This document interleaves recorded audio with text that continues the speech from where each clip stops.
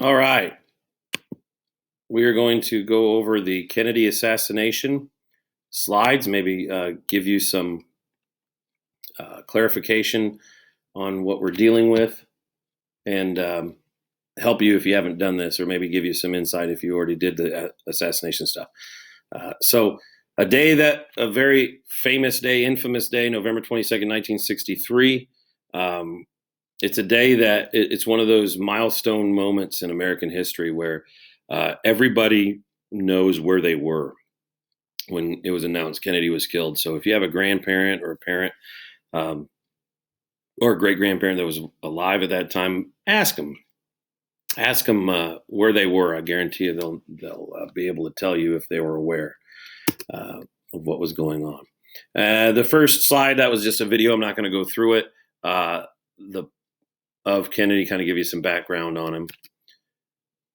This is the Zapruder film. Again, it's named after the guy who took it. Just was there with his family, wanted to get video of the president. After it happened, they found out that he had recorded it, so they took it.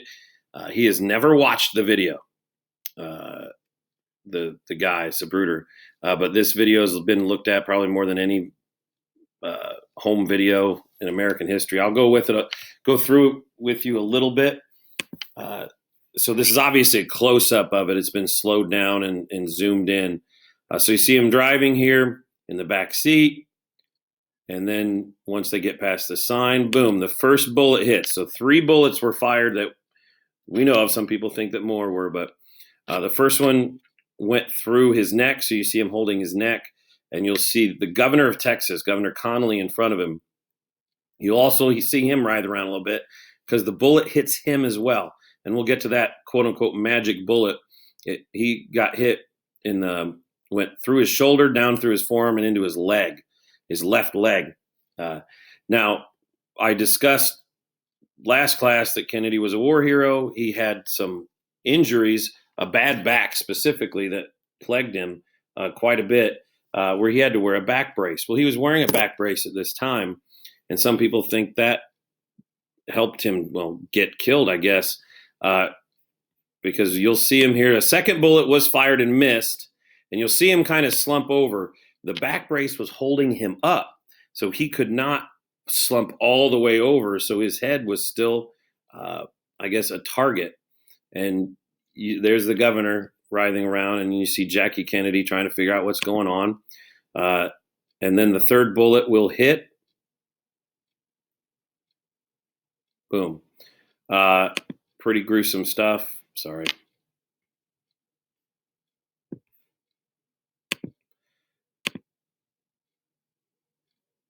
We'll run that by again.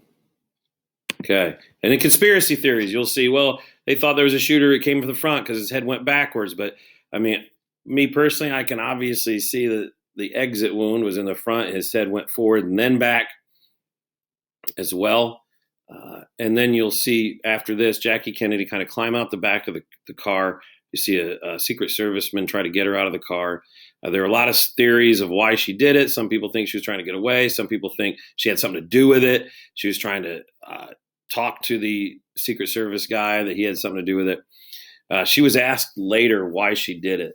And her answer was, it was like a weird instinctive action where she wanted to clean up and grab pieces of his skull that had sprayed on the back of the car.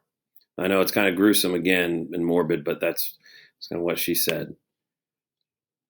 So you see her here,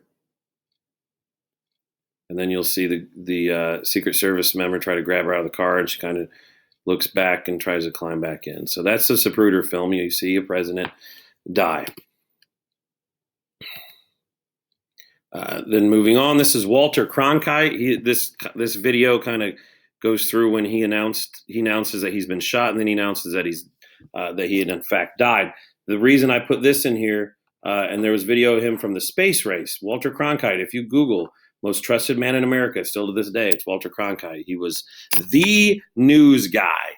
CBS. That's where people went to watch the news. You didn't have all the different cable. You didn't have Twitter. You had a few sources, a newspaper, and then you watched television. He was the guy. He just read it to you straight, didn't try to put opinions on it. There was no, people didn't call it fake news or anything like that. The reason I show this is you notice he gets emotional and he almost starts to cry when he announces that he's dead, and when the guy who's supposed to be a rock, where you get your information from, when you see him lose it, get emotional, it affects you. It makes you emotional, and on a personal level, and then on a national level, millions and millions of Americans, just affected them very, very deeply when that happens. Liked him or did not like him. Again, you didn't have the divides that we have now, where everything was this personal hatred for who you didn't vote for. It was it affected everybody quite a bit. This is a picture. This is Lyndon Johnson being sworn in that day. A couple hours later in Air Force One in Dallas. There's his wife. There's Jackie Kennedy. Lyndon Johnson said, "I need her to be there." And a lot of people think, well, that's callous. That's terrible. He said it was out of respect. If a picture could paint 1,000 words, you see her face. She looks like shell-shocked. And you can't really tell too much on this picture, but she has still got pieces of her husband's brain and blood on her jacket. The one thing that a lot of people don't know is this was the first public appearance she made after having a stillborn child. So the Kennedys were going to have another kid, and it was stillborn and died. And so obviously she was recovering and didn't want to go into public. And this was the first time she went out in public. And then this happened. So not a good situation for her at all. And she was kind of adopted after this as America's first lady, and well loved by the United States. Everybody felt like, hey, we got to take care of her because of what happened. This was at the funeral. You can see Jackie Kennedy. This was his son, John F. Kennedy Jr., and that's Bobby Kennedy, his brother. Bobby Kennedy was later assassinated in 1968 when he was running for president. And his son, this was a very poignant picture when the casket came by in Washington, D.C. He broke away from his mom. Well, she let him, and wanted to salute the casket. So it was this picture is very, very famous. I've got the video of it later. There is Jacqueline Kennedy, their daughter. They are at the gravesite, this is called the Eternal Flame. That's what it looks like now. That flame will never go out. So if you ever go to Washington, D.C. and go to his grave, you will see that flame. Should never go out. This is just a video of the funeral, so you get to see where that picture came from. I'm not going to go through this video either. This video is just talk to a guy. And I gave his 2 cents on how it made him feel and how it made the country feel. And like I said, how it deeply affected everybody. Deeply, where we were supposed to be this untouchable country, and we found out that we are touchable. So getting to who did it and why and how. This is Lee Harvey Oswald, who he was arrested for it.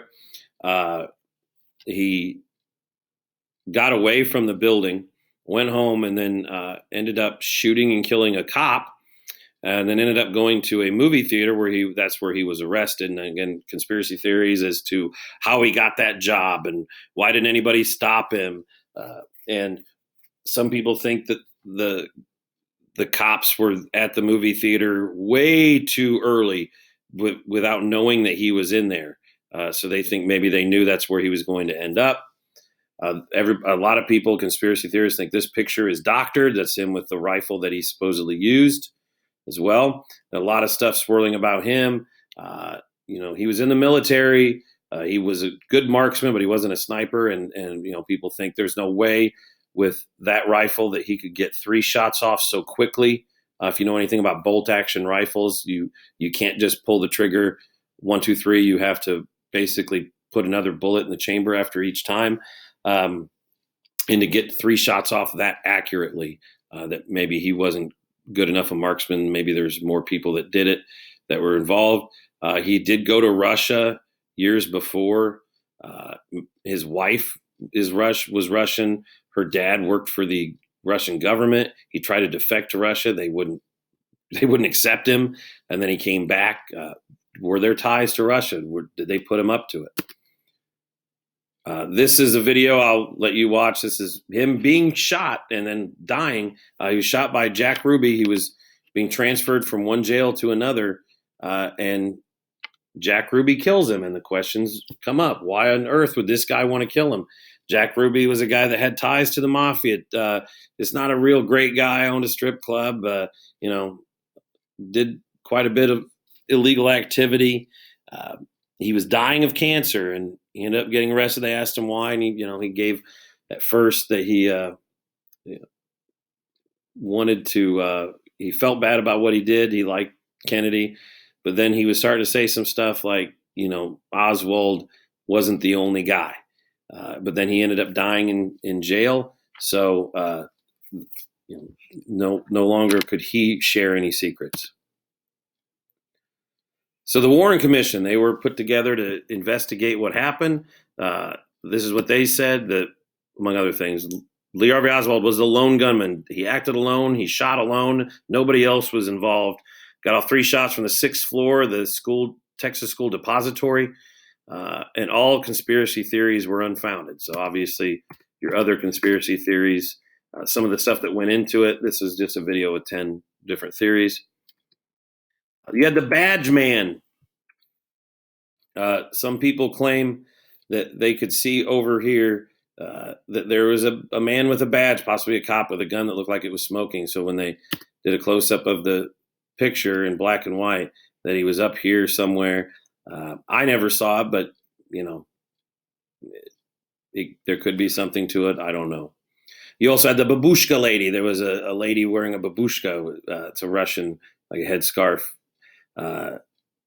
That she never moved, and it was weird because when shots rang out, she didn't move. Or there was a guy. It rained earlier in the day, but it was now sunny.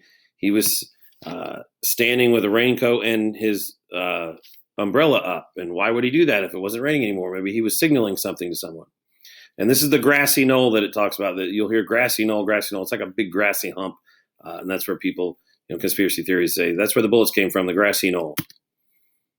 You have the magic bullet theory. Like, how could only one bullet do this much damage? There had to be multiple bullets that hit the first one that hit his neck. So it went through his neck and somehow went through the governor's right shoulder down into his right forearm and lodged in his left leg. How could that be one bullet? Somebody else had to have shot other than Lee Harvey Oswald. Kennedy's body at one point had been missing, and then his brain is gone. And the government said that went to his family. And why would they do that if there wasn't something fishy? Jack Ruby, why would he kill Oswald? Why did this guy feel he would go through that much effort to right what he saw as a wrong? And Oswald, before he died, kept saying, I am just a patsy. And a patsy means that, I'm the smallest guy in this conspiracy. I'm just the trigger man, and other people were involved. And then they talked about David Ferry. He was arrested. People believe he was the getaway pilot. They said he had no idea who Lee Harvey Oswald was. But come to find out, he knew him, because here's a picture from the military. There's Lee Harvey Oswald, and there is Ferry. So they did know each other. Why was he waiting in a plane? Was he supposed to get rid of or take Oswald somewhere? This is a quote from Jack Ruby talking about who he thinks did it. He said, isn't it strange Oswald, who hasn't worked a lick most of his life, should be fortunate enough to get a job at the book building 2 weeks before the president himself didn't know as to when he was going to visit Dallas. Nowhere would a jerk like Oswald get the information that the president was coming to Dallas. Or, I'm sorry, now where would he? Only one person could have had that information. That man was Johnson, who knew weeks in advance as to what was going to happen, because he is the one who was going to arrange the trip. And it was all planned along, and said Johnson was the one that was able to benefit from this. And why didn't he help Robert Kennedy? Said Robert Kennedy was chief of staff for one of the top advisors, for John F. Kennedy. And then when Johnson took over, he basically didn't want to have anything to do with Robert Kennedy.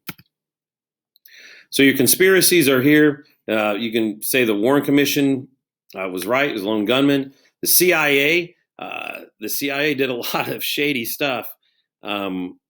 and they were still kind of upset with what happened with the Bay of Pigs. People left out to dry. It could be the mafia on a couple levels. The mafia was still upset with what was going on in Cuba because when they became communists, they were kicked out. The CIA and the mafia worked together quite a bit, even during World War II.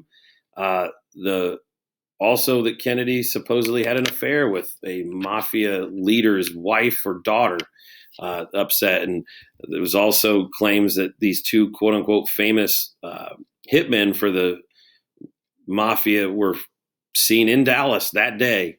Why would they be there? Lyndon Johnson, there are plenty of things that possibly he wanted to go into Vietnam and Kennedy didn't.